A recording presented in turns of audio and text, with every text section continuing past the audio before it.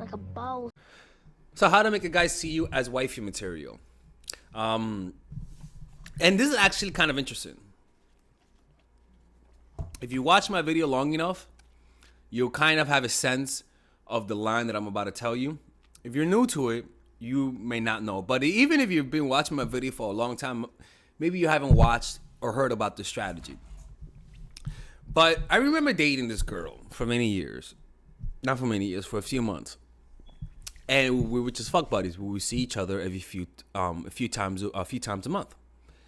And I really didn't have any emotions towards her until she told me one thing that made me like her more. And it was, we will make good kids together.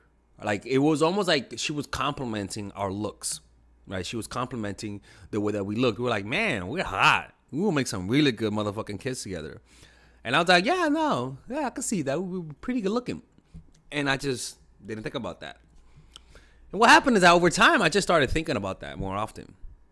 I just started imagining her having a kid with me. A very eerie thought. Like, very eerie. I'm like, why are these fucking evil thoughts going through my mind? And she said it again a few weeks later, like a month or so. And I was like, yeah, that would be nice. And the idea just came to me. The idea of me being with her, like almost like it hardened, like wax. When it hardens, it just becomes hard. And it became very hard to get that thought out of my head. Eventually, it didn't work out between me and her. But what I'm trying to tell you is that this worked. If you're with a guy, as long as you don't come across as though you're the needy one, and this is true, this comes with a caveat. As long as you're not the needy one, as long as you're not the one over pursuing him, as long as he feels like maybe he likes you more than you like him, like, you got to make sure to do that. Because if you say this line, right,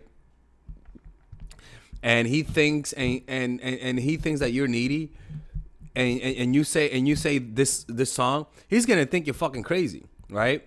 He's gonna think that you're trying to fucking like hook him or something, or take him or some shit like that. It's not a good look to say that. But if you have the air of, you have a little bit of coldness and you say this, the friction between the coldness, he's like, man, this girl, I like her, but I don't know if she likes me, versus saying something so committal as, we would have good kids if we had them because we're good looking. And the fact that it's not a direct statement as though you're saying I want to have a kid with you, you're more indirectly pointing out having a kid with them. It's almost like me saying, don't think of a red elephant. Causes the person to actually start thinking about it. And sometimes they end up thinking about it and falling in love with you. Now, you got to make sure you don't have a few things in your past to make this work. Okay? And I'm going to tell you what those are. One, he can't see you as a slut or a hoe who fucks everything that walks. He can't see you as though, you can't have a past of being in porn or in the adult industry. You can't do that, because that destroys the angelic image you're trying to portray to the motherfucker. I mean, to the guy. My fault. So that's one thing. After that, you want to make sure that you dress in more conservative attires. All right? To be honest, the girl that I was talking to, she wasn't conservative at all. She was a fucking lesbian. Right? Which I kind of found out hot, to be honest with you. Man, I feel like me liking that girl because she was kind of lesbian is almost like a gay guy liking straight guys. Right? So that's one thing. So she did that. She didn't dress conservatively. So you don't have to dress conservatively, to be honest with you.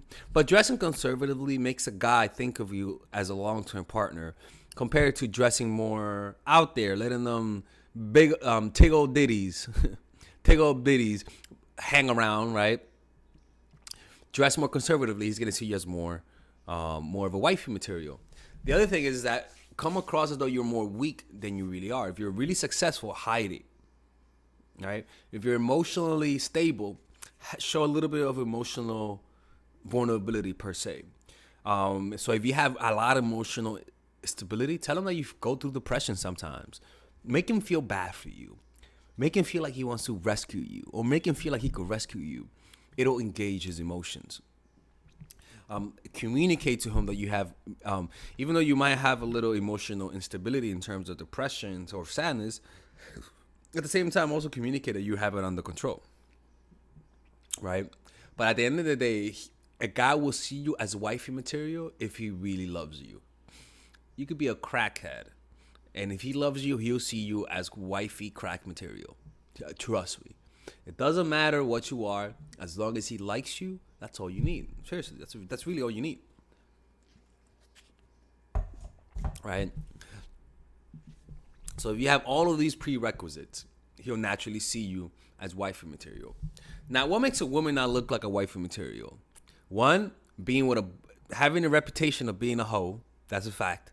Having a reputation of banging every dude in the block makes you come across as a hoe. Dressing in a very provocative, showing them tiggle bitties out, makes guys not see you as that. But this is the difference. Is that it's all about context. Because if everyone in your hood dresses in mini skirts, and you wear a mini skirt, that's not gonna hurt your chances because everybody dresses like that. It's all about how conservative are you relative to everyone around you.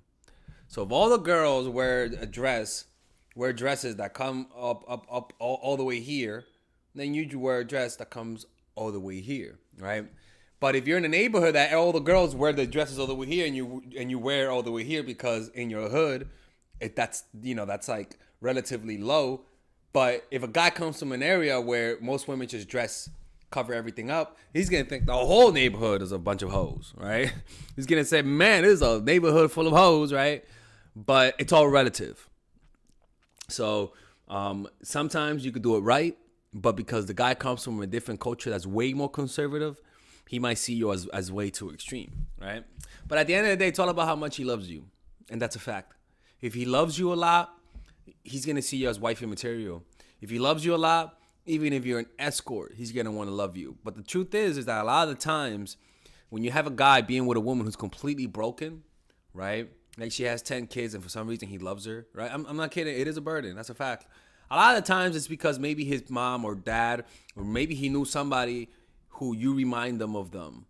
And it's kind of like if you have a single mom, if you were raised by a single mom and she suffered a lot, you're naturally going to be attracted to women who are broken, who have a lot of shit going on in their lives.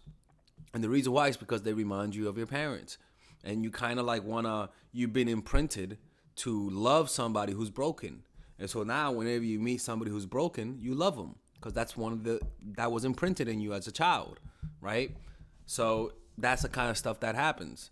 So yeah, man.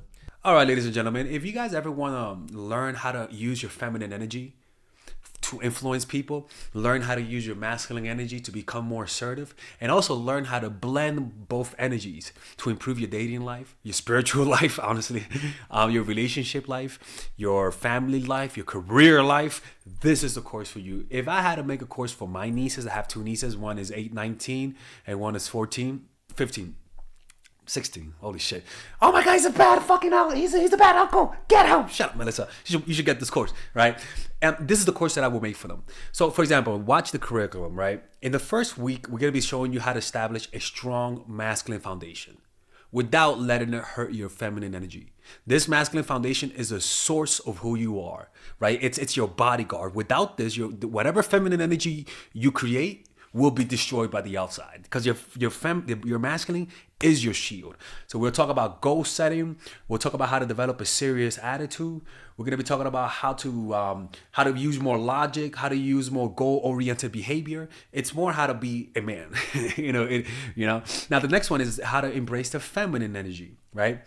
This one will teach you about how to minimize excessive masculine traits, developing self-awareness, healing abundant feminine energy, regulating your emotion, mastering voice qualities and facial expressions, surrendering control and allowing pain to be felt. This is honestly, this will supercharge, like Kaioken, your masculine energy.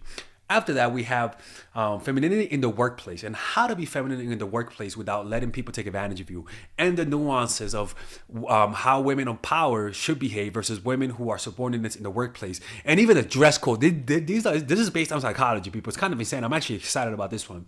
The next week, we talk about navigating the labyrinth of male and female friendship. And this, a lot of women find confusing, so we talk about that. And how to identify envious friends, how to identify the good friends, how to keep male friends, and how to keep female friends. Week 5, we talk about how to release the burden of the past and stop and destroy mental projections. This is actually really powerful. And then week 6, we talk about how to increase your observational power so that you can read people better. And we have a bunch of bonuses. The course starts at $99, and you guys can pre-order the course today at $69 before it goes out. If you're watching this, most likely I'm in the meditation retreat, so I will be praying for all of you guys. And just click on the description down below of the video. Right there, you'll see it, and you could pre-order that course. It's gonna be out by the end of next month or the beginning of February of March. One of the two, people, because I have a 10-day retreat to do, and I want to finish the course after the retreat, because I think the ideas are gonna be so much better. All right, man. I'll see you guys later. Pre-order, man. I'm closing the channel.